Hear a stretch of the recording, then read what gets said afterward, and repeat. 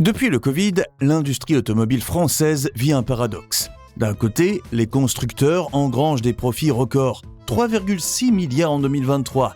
Mais étrangement, les plans sociaux s'enchaînent à vitesse grand V. Il ne se passe pas une année sans qu'une usine automobile ferme en Hexagone.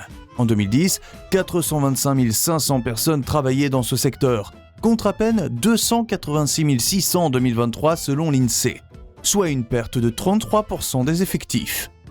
Derrière ces fermetures, des drames humains et un savoir-faire en voie de disparition.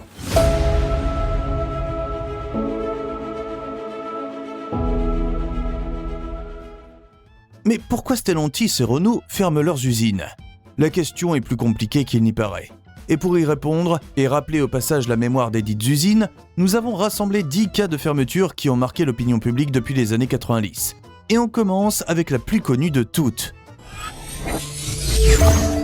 Numéro 1. L'usine Renault de Boulogne-Billancourt. L'usine de Boulogne-Billancourt est plus qu'un simple site d'assemblage. C'est un monument de l'histoire de Renault et pendant des décennies, Boulogne-Billancourt est tout simplement la plus grande usine de France. 72 hectares en plein Paris qui a vu défiler parmi ses travailleurs des célébrités comme Georges Brassens ou l'ancien président Deng Xiaoping. L'histoire de Boulogne-Billancourt commence en 1898. Louis Renault, alors âgé de 21 ans, aménage un petit atelier de production dans le jardin de la résidence secondaire familiale. De ce petit atelier sort la Renault Type A, la toute première création de Renault. Au fil du temps, l'atelier se transforme en usine et avale les terrains environnants au point de finir par occuper toute l'île Seguin. 35 000 ouvriers y travaillent nuit et jour, au point où Boulogne-Billancourt écope du surnom de forteresse ouvrière. De ces chaînes de production sortent les taxis de la Marne, des 4 chevaux, des 4L et Super 5. Pourtant, en 1990, le vent tourne. Sur le plan local, l'île est un bastion du Parti communiste français qui est mal vu par les nouveaux dirigeants libéraux du département. Sur le plan de la production, l'île n'était tout simplement plus adaptée aux méthodes de production modernes et automatisées. Les coûts de production ont explosé, alors qu'avec la chute du mur de Berlin et la mondialisation, c'était plus simple de produire en Espagne et en Europe de l'Est. Toutes ces raisons ont poussé à la fermeture de l'usine le 31 mars 1992. 4 ans plus tard, Renault, accompagné cette fois-ci de Peugeot, fait la même chose à l'usine suivante. Numéro 2. L'usine de Chausson. L'usine de Chausson est une usine du groupe Brissonneau et Lotz. Elle est fondée dans les années 20 par Marcel Brissonneau à Creil et occupe pas moins de 102 470 mètres carrés. Mais l'usine de Chausson ne commence pas immédiatement dans l'automobile. Non, le truc de Marcel Brissonneau, ce sont les wagons. Sa nouvelle usine acquiert une renommée mondiale dans la rénovation et la fabrication de wagons. Avec les 30 Glorieuses, l'heure n'est plus au train et un nouveau mode de transport commence à faire fureur en France, la voiture. En 1957, l'usine de Chausson se reconvertit dans la fabrication de voitures avec l'aide de Renault qui lui confie la production de la Renault Floride. Et c'est un succès, des 4L y seront produites, tout comme des Opel GT du groupe PSA. Les effectifs passent de 450 employés en 1959 à 4 800 à la fin des années 70. 140 000 voitures sont produites en 1974 et c'est dans cette usine qu'est dessiné le tout premier TGV de France. Mieux encore, l'entreprise mère Chausson se porte tellement bien qu'en 1975, Chausson est le premier constructeur français de véhicules utilitaires légers et de radiateurs automobiles. Mais l'usine a un énorme point faible, sa dépendance aux grands constructeurs. L'essentiel de sa production étant des Renault Trafic première génération, des Capucines, des 4L et des Peugeot J7 et J9. Or, à la fin des années 80, le marché de l'automobile entre en crise. Peugeot et Renault décident de sacrifier Chausson pour préserver leurs intérêts. Les licenciements commencent en 1988, les manifestations éclatent et le candidat à la présidentielle Jacques Chirac promet de sauver l'usine. Il ne le fera pas. En avril 1996, l'usine de Chausson ferme définitivement ses portes. Et ce problème de dépendance d'une usine à un gros client, une autre usine que vous connaissez sûrement l'a aussi rencontré. Mais avant de parler de la fin tragique de ce monument de l'automobile qui a carrément créé un nouveau segment, un petit rappel pour vous demander de vous abonner à notre chaîne. C'est uniquement grâce à vous et à vos retours que le Garage Français arrive à produire ce documentaire. Abonnez-vous et activez la cloche des notifications et revenons à notre usine en faillite. C'est celle de...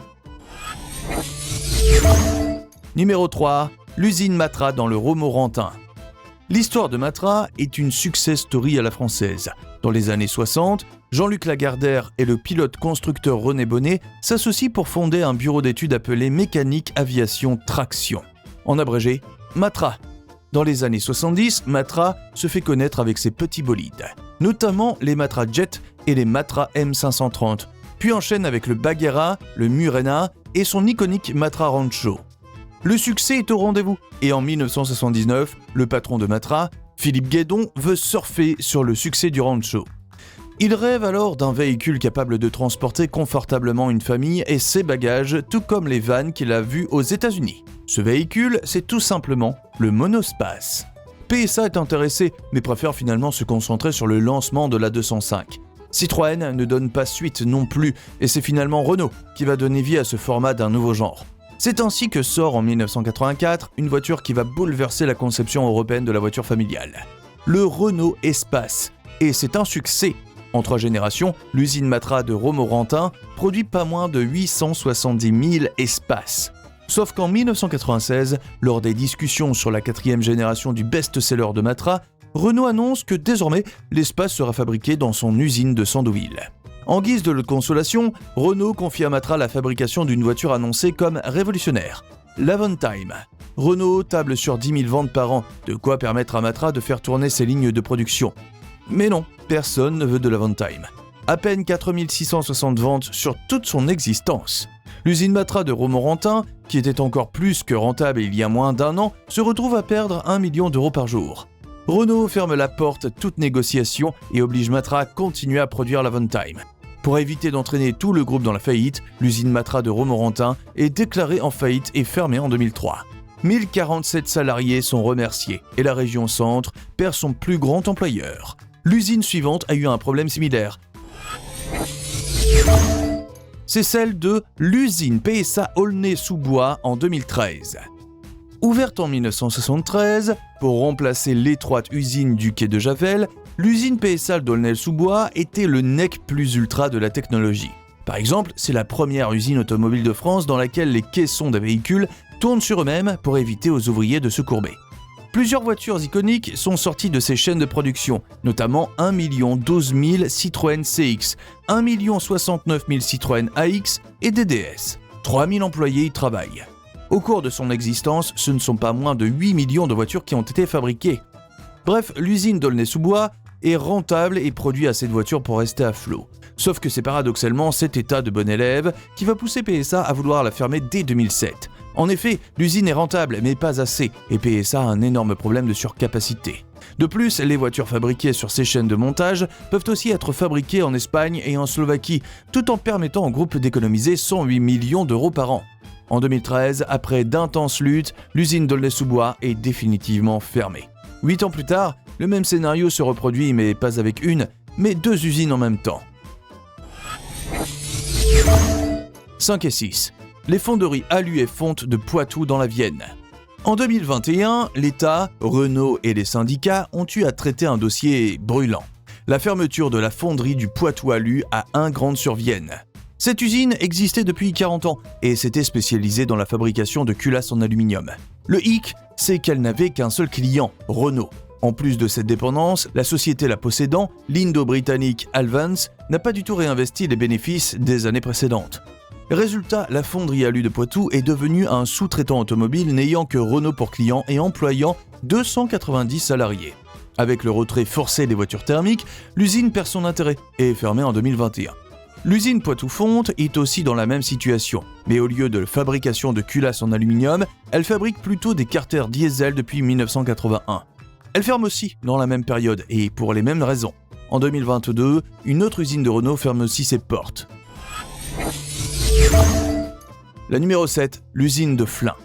Située à 40 km en aval de Paris à cheval sur les communes de Flins et d'Aubergenville, l'usine de Flins ouvre en 1952. À ses débuts, elle fabrique exclusivement des frégates, puis enchaîne avec la production de Juva 4, de 4 chevaux, de Dauphine, de R8, de R10, de Twingo 1 et enfin des Clio 1 A4. Pendant des décennies, c'est tout simplement l'usine la plus grande de France. Elle fait 237 hectares et compte jusqu'à 21 300 salariés en 1977. Dans les années 90, 400 000 véhicules en sortent chaque année et le cap des 18 millions de voitures produites est atteint en 2017. Mais tout bascule en 2020. C'est le Covid-19. Les finances vont mal, 8 milliards d'euros de pertes par an, soit 22 millions d'euros par jour. Le PDG du groupe, Carlos Ghosn, est en exil au Liban. Luca De Meo est pioché chez Cupra. À son arrivée à la tête du losange, l'homme d'affaires italien a un plan en tête. La Renaulution. Son objectif, réduire les dépenses, économiser 2 milliards d'euros sur 3 ans, réduire les volumes de vente et améliorer les marges. Et qui dit réduire les dépenses dit suppression d'emplois, 15 000 dans le monde et 4 600 en France et fermeture d'usines. 4 usines sont dans le viseur, dont celle de Flins. La production cesse le 30 mars 2024 et une partie du site est reconvertie dans le reconditionnement des voitures d'occasion. Renault annonce que d'ici 2030, tous les emplois perdus seront recréés via cette nouvelle filière. À voir donc. En attendant de savoir si Renault va tenir sa promesse, passons à la prochaine usine complètement détruite par Stellantis. Numéro 8. L'usine MA France d'Aulnay-sous-Bois. MA France est un nom peu connu parmi les néophytes, pourtant c'est un équipementier essentiel pour Stellantis et Renault. Sa mission, s'occuper des emboutissages des pièces de carrosserie et de châssis pour les petits utilitaires. Et lui aussi avait un gros client, Stellantis, qui représentait pas moins de 85% de son activité. Mais alors, qu'est-ce qui s'est passé ? C'est simple, l'inflation. MA France a demandé à Stellantis, son principal client, de réévaluer les prix de 12% suite à l'inflation sur les matières premières et des coûts de production. Stellantis a refusé, et l'usine MA France a mis la clé sous la porte le 17 avril 2024.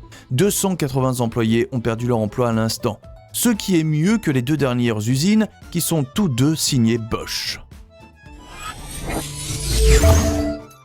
9 et 10, les usines de Bosch. Depuis les années 2010, Bosch est dans une position compliquée avec l'hydrogène. La firme allemande y a fait énormément d'investissements, mais n'arrive pas à avoir un retour sur investissement positif. Alors, depuis 2021, Bosch entraîne les plans sociaux dans ses usines dédiées à l'automobile. En 2024, l'usine Bosch de Marigné, spécialisée dans l'assemblage de directions assistées, met la clé sous la porte. 180 collaborateurs se retrouvent au chômage. 3 ans plus tard, en 2026, c'est au tour de l'usine Bosch de Caen de connaître un destin pareil. La fermeture est prévue pour juin 2026 et va impacter 413 employés. Interrogée sur les raisons de ces fermetures en pagaille, la firme allemande répond qu'elle anticipe un net recul du marché européen sur les outils d'aide à la conduite et que des ajustements structurels sont inévitables. En observant toutes ces fermetures d'usines, plusieurs causes récurrentes apparaissent. La première, les besoins stratégiques des grands groupes qui pensent d'abord optimisation des coûts avant patriotisme. La deuxième, un marché en recul, dans lequel les voitures thermiques sont lourdement taxées et les véhicules électriques sont beaucoup trop chers pour le français moyen. La troisième, la désindustrialisation programmée du tissu industriel français pour l'exporter vers des pays à bas coût tels que l'Espagne et le Maroc. Et ça se ressent dans les chiffres de production. En 2004, la France a produit 3,7 millions de voitures contre 1,36 million en 2024. Par ailleurs, plusieurs marques automobiles sont en train de littéralement disparaître du paysage sans que ça n'émeuve personne. Découvrez lesquelles en regardant notre documentaire dédié qui s'affiche sur votre écran. Abonnez-vous et on se dit à la prochaine dans le Garage Français.